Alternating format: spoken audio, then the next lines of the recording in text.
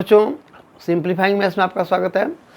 चलो अब स्टार्ट करते हैं हम लोग derivative of implicit function. Okay, तो पहले ये समझो कि इम्प्लिसिट फंक्शन क्या होता है। देखो हमने पहले जितने भी डेरिवेटिव किए हुए हैं ना वो इस टाइप का होता है। देखो ऐसे y इक्वल टू सपोज अगर x cube plus sign square x है, तो ये इम्प्लिसिट नहीं है। क्यों नहीं है? क्योंकि हमें डेरिवेटिव इसका निकालना है और ये सिर्फ x के टर्म में है, यानी कि ये सिर्फ x का फंक्शन है, यानी कि ये y is equal to F X के फॉर्म में है। ठीक है ना। जब जिस चीज़ का हमें डेरिवेटिव निकालना है वो जब एक ही वेरिएबल में होता है ना, तो हम उसको बोलते हैं कि वो इम्प्लिसिट नहीं है, क्योंकि हम उसको y अगर एज्यूम करते हैं तो हम उसको dy बाई डी एक्स निकालते हैं। अगर मैं इस पूरे चीज़ को z एज्यूम कर लूँ तो हम लोग क्या निकालेंगे, dz बाई डी एक्स।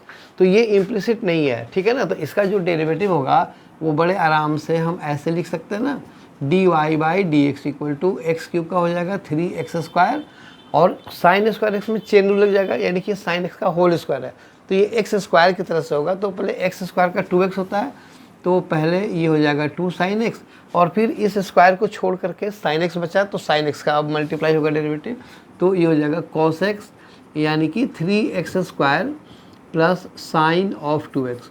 तो ये इसका डेरिवेटिव हो गया। तो ये इम्प्लिसिट नहीं है। इम्प्लिसिट का मतलब होता है कि दोनों तरफ, यानी कि हमें जिस चीज़ का डेरिवेटिव निकालने के लिए बोला हुआ है उसमें x y दोनों मिक्स होता है।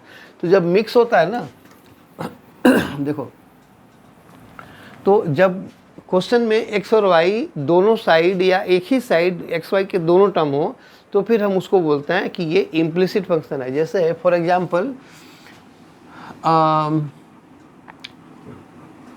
2y plus 1 is equal to suppose X cube plus sine of x Y.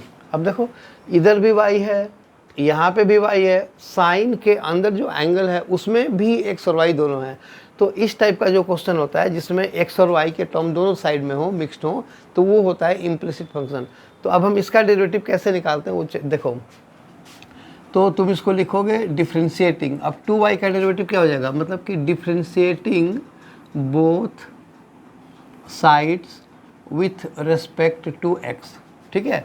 तो अब इसका डेरिवेटिव देखो कैसे निकालेंगे हमें, मतलब कि finally dy by D x ही निकालना है। ओके, लेकिन y का टर्म इधर भी है इधर भी है। सो दिस इम्प्लाइज 2y का क्या हो जाएगा, 2dy बाई डी एक्स, और प्लस 0 1 कॉन्स्टेंट है, एक्स क्यूब का हो जाएगा 3x²। अब देखो, अब यहाँ पे ध्यान से देखो, साइन ऑफ एक्स वाई, सिर्फ साइन ऑफ एक्स तो है नहीं, मतलब यहाँ पे चेन रूल लगेगा। तो जो भी बाद में है वो सारा x की तरह से ट्रीट होगा। तो साइन एक्स वाई का पहले कॉस एक्स वाई और फिर इनटू अब एक्स वाई का डेरिवेटिव, तो ये हो जाएगा x into D Y by D X plus Y, यानी कि इसमें क्या लगा, प्रोडक्ट रूल लगा। तो x इंटू यानी कि फर्स्ट इंटू सेकेंड का डेरिवेटिव और प्लस सेकेंड इंटू फर्स्ट का डेरिवेटिव, ये हो गया। So this implies 2dy by D X is equal to 3x² plus, अब इसको खोलो, इसको खोलोगे तो जो भी अलजेब्रिक टर्म है, सिंगल टर्म है, उसको पहले रखना चाहिए।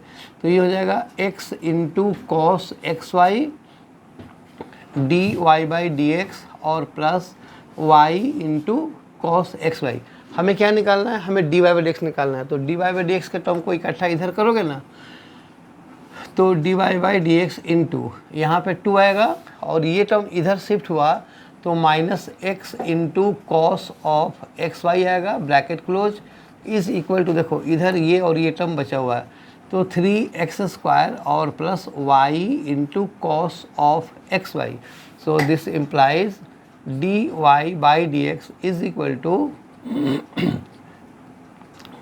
y cos x Y divided by 2 minus x into cos of x Y.